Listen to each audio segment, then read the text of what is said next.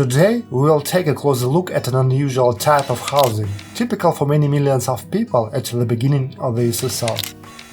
A communal apartment consists of several living rooms in which several families or tenants live.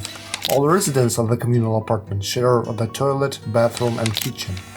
First, we will visit the exhibition devoted to communal apartments in the palace of Nikolai Rumyantsev.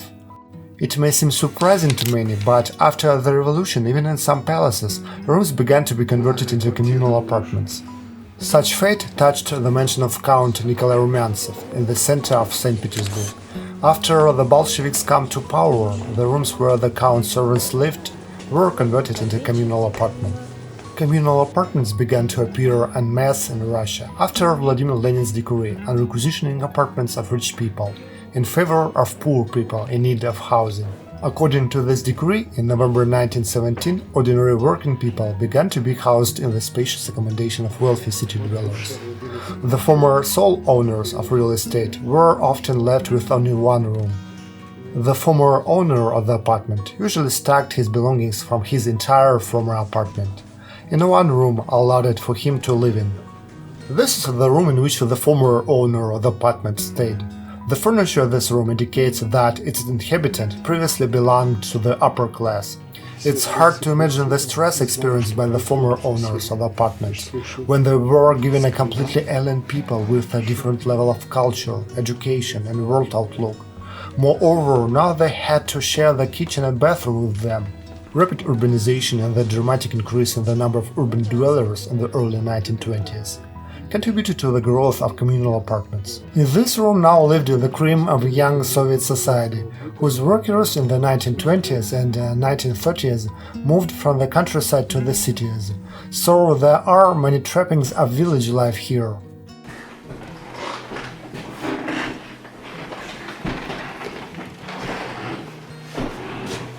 This room is a hipster room from the 1960s and 1970s.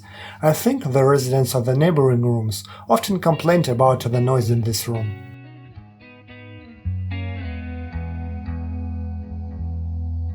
Стиляги.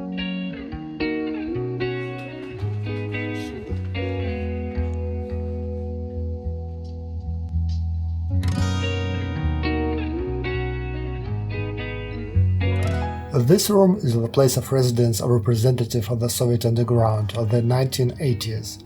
There is a guitar and records by Vladimir Vysotsky.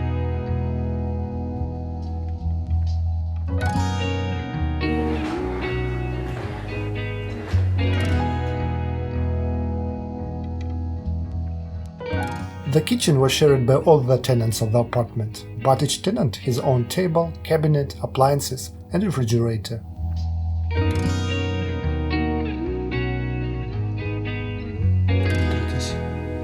Как будто здесь живете. Санки.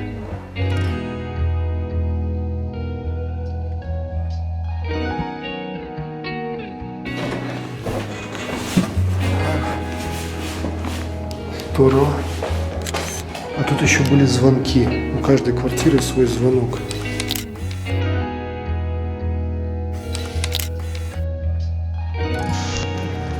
The next communal apartment we will visit is the apartment of Anna Akhmatova. She was a classic of Russian poetry of the 20th century.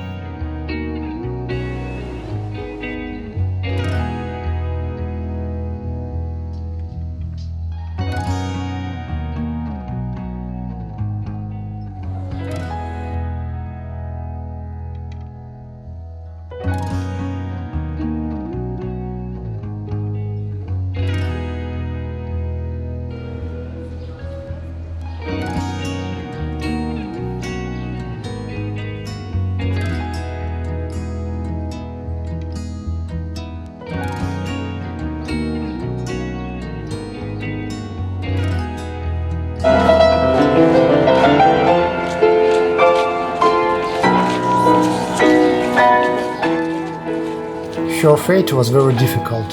Some of her works were devoted to the fate of people who suffered from repressions. That's why she was monitored by the KGB. Later, her husband and son were arrested and exiled to the camps. In the communal apartment where she lived, One can still see the coat hanging on a coat rack of her arrested husband, who never returned home, having perished in one of the Gulag camps. Anna Akhmatova was forbidden to leave her apartment. Her poems were no longer published.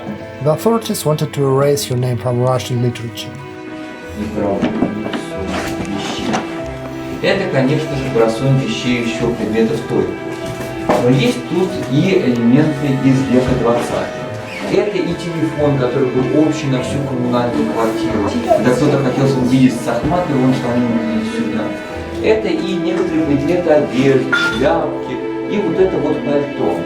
Пальто – это один из самых ценных экспонатов, который у нас сохранился в музее. Это пальто принадлежало мужу Ахматовой Николаю Кунину. И висит оно здесь, в прихожей с далекого августа 1949 года. Кунин больше никогда сюда не вернется. Он умрет в 1953 году в ссылке. Дальше жить, никак.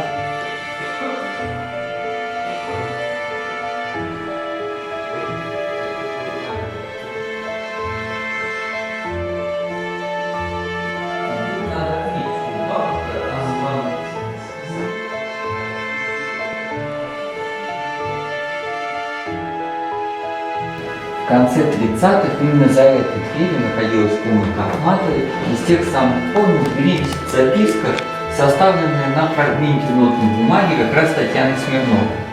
Вы можете попробовать ее прочитать, я озвучу содержание.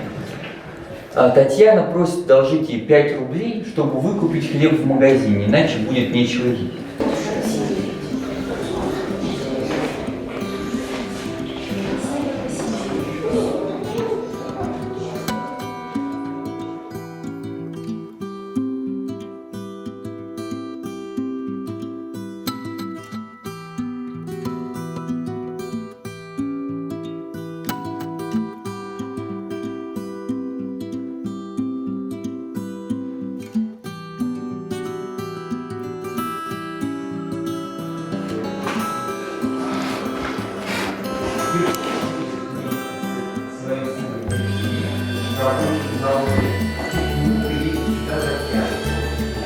Наверное,